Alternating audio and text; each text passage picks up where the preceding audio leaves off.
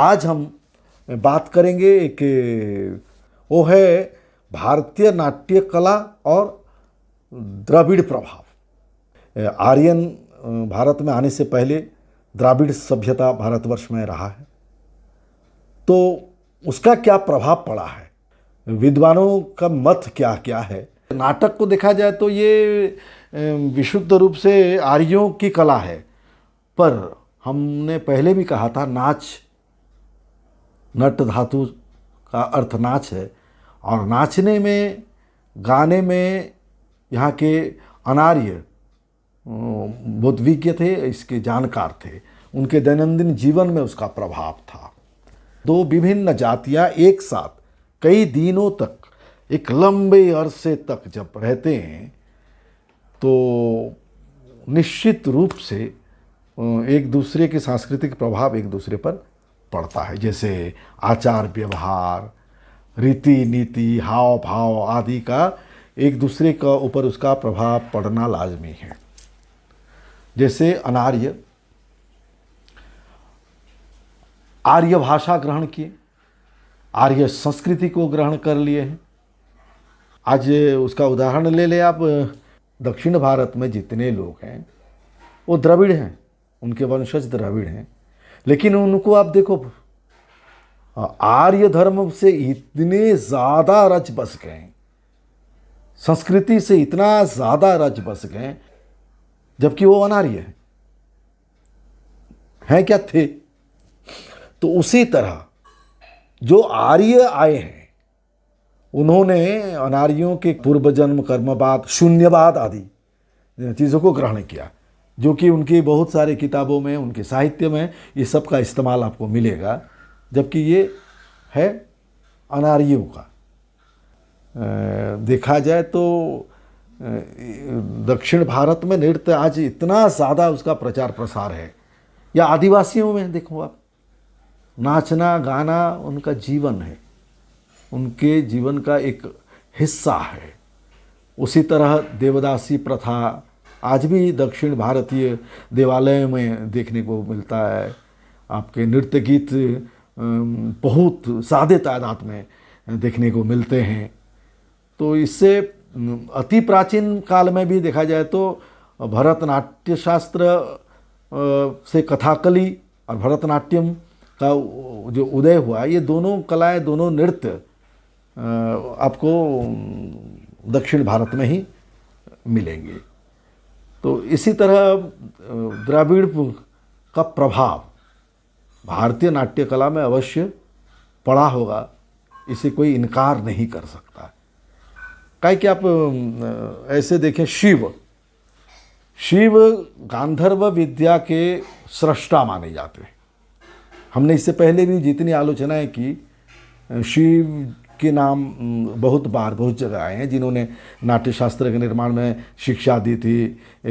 तंडु ने तांडव सिखाया था, इस तरह से बहुत बातें आई हैं। ब्रह्मा ने शिव से प्रशिक्षण लिया था।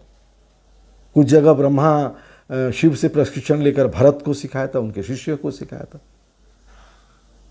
तंडु का नाम आया था।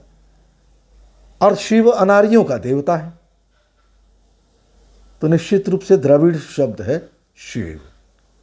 तो द्राविड़ प्रभाव पूरी तरह से कुछ लोगों का मानना है कि नाट्य कला के ऊपर पड़ा है, और उसके भारतीय नाट्य कला की उत्पत्ति में द्राविड़ सभ्यता, द्राविड़ों का हाथ अवश्य माना जा सकता है। जबकि शिव शब्द को लें या रुद्र शब्द को लें, कुछ भाषाविदों का कहना है ये अपने आप द्रविड़ शब्द हैं। कला और शिल्प शब्द भी द्रविड़ शब्द हैं। तो कुल मिला के देवासुर संग्राम जो हुआ था, तो हमने कहा था विरूपाक्ष देवताओं को लेकर आके उन्होंने विरोध किया था।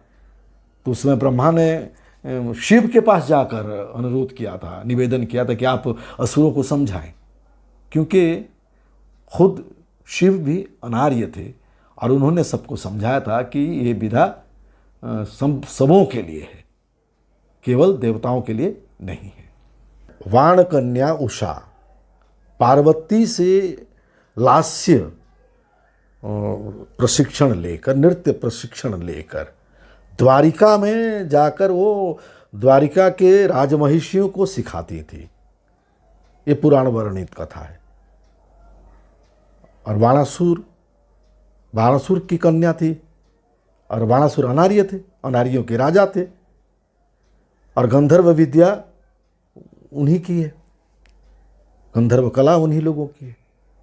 इससे बिल्कुल साफ हो जाते हैं हम कि द्रविड़ों का कहें प्रभाव निश्चित रूप से भारतीय नाट्य कला पर पड़ा होगा। एक नवागत आर्य ऋषि उन्होंने कहा है, यहाँ के लोगों के जो आदिवासी थे उनके गान और नृत्य देखकर वो बिल्कुल आश्चर्यचकित हो गए, और उन्होंने कहा था, इन्हें गान और नृत्य किसने दिया? ये एक मंत्रांश में लिखा है। तो इन्हें गान और नृत्य किसने दिया? और आश्चर्य होना, इससे साफ होता है कि आर्य गान और नृत्य के बारे में अनभिज्ञ थे, और यहाँ के जो आदिम अधिवासी थे वो चमत्कार रूप से नाचते गाते थे। ये नाटक की सृष्टि की बात हो रही है, उसका जन्म, नाटक का जन्म। कई लोग कई तरह से जो सोचते हैं, कुछ लोगों का मानना ये भी है कि प्रजनन उत्पादिका शक्ति को बढ़ाने के लिए जो लीलाएं की जाती थी, जो गीत नाच होते थे, वहीं पर भारतीय नाटक का बीज रोपण हुआ है।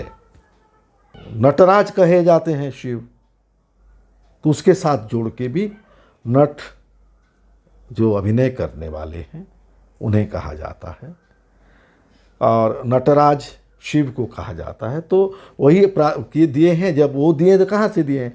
निश्चित रूप से द्रविड़ इसके प्रारंभिक चीज़ों को जानते थे, पर कुछ भी हो, विश्लेषण करके देखने के बाद अंततः एक नतीजे पर हम पहुंचते हैं।